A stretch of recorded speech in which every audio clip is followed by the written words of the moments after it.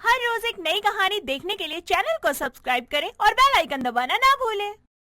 गोमती एक गरीब औरत थी जो दर्जी का काम करके अपना घर चलाती थी। आजकल महंगाई में जहां एक ही घर में 4 लोगों का कमाना भी कम पड़ जाता है, वहां गोमती अकेले दर्जी का काम करके अपने बेटे दिनेश, बहू रानी और बेटी निशा का पेट पाल रही थी। एक रोज रात के समय गोमती बैठी सिलाई कर रही थी। तभी उसका बेटा दिनेश बाहर से घर आता है, जिसे देखकर गोमती कहती है, क्या हुआ बेटा, आज कहीं नौकरी मिली कि नहीं? आज भी तेरा चेहरा उतरा हुआ है। माँ, जब देख रही हो चेहरा उतरा हुआ है तो इसका मतलब साफ है ना कि मुझे नौकरी नहीं मिली है। फिर जरे पे नमक क्यों लगा रही हो? बेटा तू मेरी बातों का गलत मतलब निकाल रहा है। क्या कभी कोई माँ अपने बच्चों को दुखी देखना चाहेगी? मैंने तो इसलिए पूछा क्योंकि अब घर के हालात और बिगड़ते जा रहे हैं, हमें पैसे की जरूरत है। माँ, तो आप ही बताइए ना कि क्या करूँ मैं तो सिर्फ कोशिश कर सकता हूँ ना। अब नौकरी ना पाने पे किसी की जान तो लूंगा नहीं ना। मैंने ऐसा भी क्या बोल दिया जो तू मुझे इतना सुना रहा है? अब घर की जिम्मेदारी तू नहीं उठाएगा तो कौन उठाएगा? अब इन बूढ़ी आंखों से दर्जी का काम नहीं होता है, इसीलिए पूछ रही हूँ बस कि तुझे कोई काम मिला कि नहीं, ताकि मुझे थोड़ा आराम मिल सके। गोमती और दिनेश की सारी बातें उनसे कुछ दूर खड़ी दिनेश की पत्नी रानी सुन रही थी। रानी उनके पास आकर कहती है, माँ जी, आप रोज दिनेश जी के आते ही यही पूछने लगती हैं कि उन्हें काम मिला कि नहीं। कम से कम उन्हें सांस तो लेने दिया करो। बहू, तुम्हें मुझे ये समझाने की जरूरत नहीं है मुझे अपने बच्चे का ख्याल कैसे रखना है। तुम्हारे आने से पहले मैंने ही इसे पाल पोस कर इतना बड़ा किया है और अब उसका फर्ज बनता है कि वो अपनी जिम्मेदारी उठाए। बस करिए आप लोग, मेरे लिए किसी को भी चिंता करने की कोई जरूरत नहीं है। मैं खुद देख लूंगा अपना सब कुछ। जब नौकरी मिल जाएगी तब आप सब लोगों को बता दूंगा। मुझे ये समझ नहीं आता है कि जब तेरे पास नौकरी है ही नहीं तो तू पूरे दिन बाहर क्या करता है? माँ, आपको तो मेरे बाहर रहने से भी परेशानी हो रही है। अगर बाहर नहीं जाऊंगा तो नौकरी कैसे मिलेगी? आपका तो मुझे कुछ समझ ही नहीं आता है। दिनेश इतना कहकर वहाँ से चला जाता है। ऐसे ही समय बीतता है और अपनी माँ गोमती के हर बार पूछने पर वो कोई ना कोई बहाना करके बात को टाल देता। एक रोज शाम के समय गोमती अपने घर पर बैठकर सिलाई कर रही थी। तभी उसकी पड़ोसन कमला हाथ में एक कटोरी ले आती है और उसे कपड़े सिलते हुए देखकर कहती है, बस कर गोमती, अब और कितना करेगी दर्जी का काम? अब तेरी उम्र हो गई है, अब तुझसे तो सुई में धागा भी नहीं डाला जाएगा। और कितना करेगी? एक गरीब अकेली औरत होते हुए भी तूने अपने इतने बड़े परिवार को अकेले संभाला, अपनी सारी जिम्मेदारियां निभाई, और कितना करेगी? कमला बहन, अभी पूरी जिम्मेदारी निभाई ही कहाँ है। अभी अपनी बेटी निशा की शादी करवानी है, बस उसी की चिंता मुझे रात दिन खाई जा रही है। जैसे तैसे करके बड़ी मुश्किल से मैंने अपने बेटे दिनेश की शादी करवाई है, जिसका कर्जा आज तक अब भी भर रही हूँ। गोमती, तुम्हारा बेटा नौकरी तो करता है, फिर तुम क्यों परेशान हो? क्यों चिंता कर रही है अपनी बेटी की शादी की? अब तक तूने दर्जी का काम करके अपना पूरा परिवार चलाया है, अब तेरे बेटे की बारी है। क्या बात कर रही है कमला?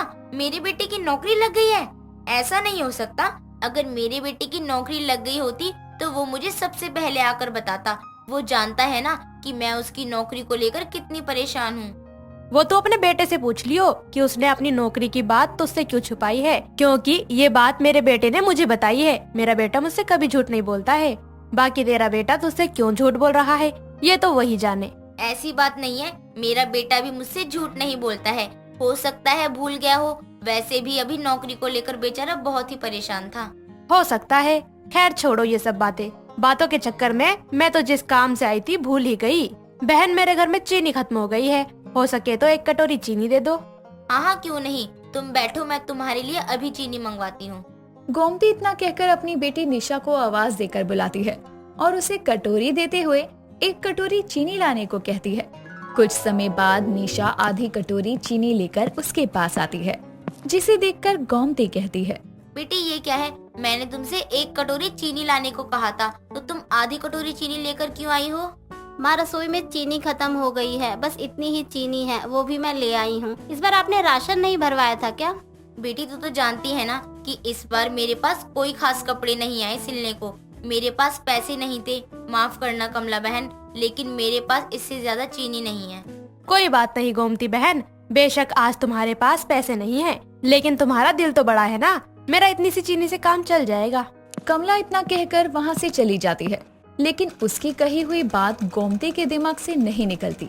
कुछ समय बाद उसका बेटा दिनेश अपनी पत्नी रानी को लेकर घर आता है। तभी उसकी माँ गोमती उससे कहती है, बेटा तेरी नौकरी लग गई, ये बात तूने मुझे आज तक नहीं बताई, बल्कि तू जानता है मैं तेरी नौकरी लगने की कब से आस लगा कर बैठी हूँ। हो सके तो आज सच बोल दे। इनको मेरी नौकरी के बारे में किसने बताया?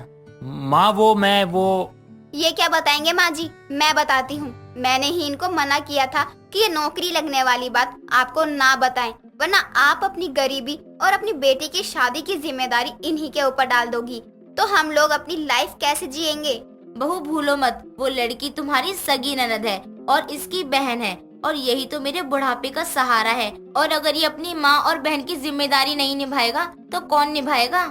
देखिए माँ जी, साफ बात है, हमारे पास 1 रुपया भी नहीं है जो हम रानी की शादी में दे सकें। बड़ी मुश्किल से हम अपना ही खर्चा चला रहे हैं, और अब तो आपने अपने दर्जी का काम भी बहुत कम कर दिया है। और रही बात दिनेश जी की नौकरी की, तो वो मैंने अपने मायके वालों से बात करके लगवाई है, तो इनके पैसों पर सिर्फ मेरा हक होगा। अगर ऐसी बात है तो बहू तुम दोनों अपना सामान पैक करो और मेरे घर से निकल जाओ, क्योंकि मेरे पास मेरी बेटी की शादी करने के लिए कोई और रास्ता नहीं है, और मैं अपनी आखिरी जिम्मेदारी पूरा करना चाहती हूँ बस। शौक से करिए माँ जी, लेकिन अपने पैसों से, क्योंकि ये घर अब मेरा है। हमने आपका अंगूठा घर के कागजात पर लगवाकर कब का ये घर अपने नाम करवा लिया था, तो अब आप मुझे नहीं, मैं आपको आपकी बेटी के साथ इस घर से निकालती हूँ। अच्छा है, कुछ बोझ तो कम होगा। रानी इतना कहकर गोमती और निशा को घर से बाहर निकाल देती है। इतना कुछ होने के बाद भी अपनी बेटी को चुप देखकर उसे बहुत दुख होता है, जिसके बाद वो अपनी बेटी निशा को लेकर वहाँ से चली जाती है। घर और पैसे ना होने की वजह से दोनों को कई रातें फुटपाथ पर गुजारनी पड़ती है। ऐसे ही समय बीतता है। तभी एक रोज रोड क्रॉस करते टाइम वो एक बड़ी सी गाड़ी से टकराकर सड़क पर गिर जाती है। तभी उसमें से एक रुबीना नाम की औरत निकलकर उसके पास आकर कहती है, माफ करिए, आपको लगी तो नहीं? उठिए। मैं बिल्कुल ठीक हूँ। लगता है तूने मुझे पहचाना नहीं, मैं गोमती हूँ और ये मेरी बेटी निशा।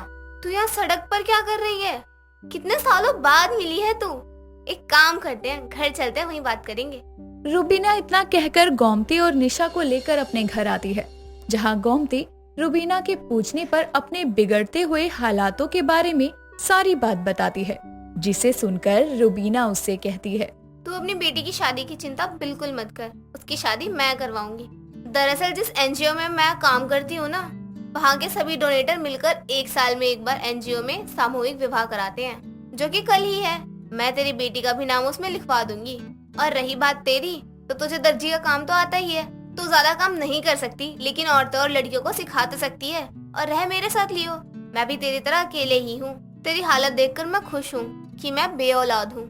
अगले दिन रुबीना गोमती और निशा को अपने साथ लेकर एनजीओ में जाती है और वहाँ के लोगों से बात करके वहाँ होने वाले सामूहिक विवाह में उसकी बेटी की शादी एक अच्छे परिवार के लड़के से करवाती है।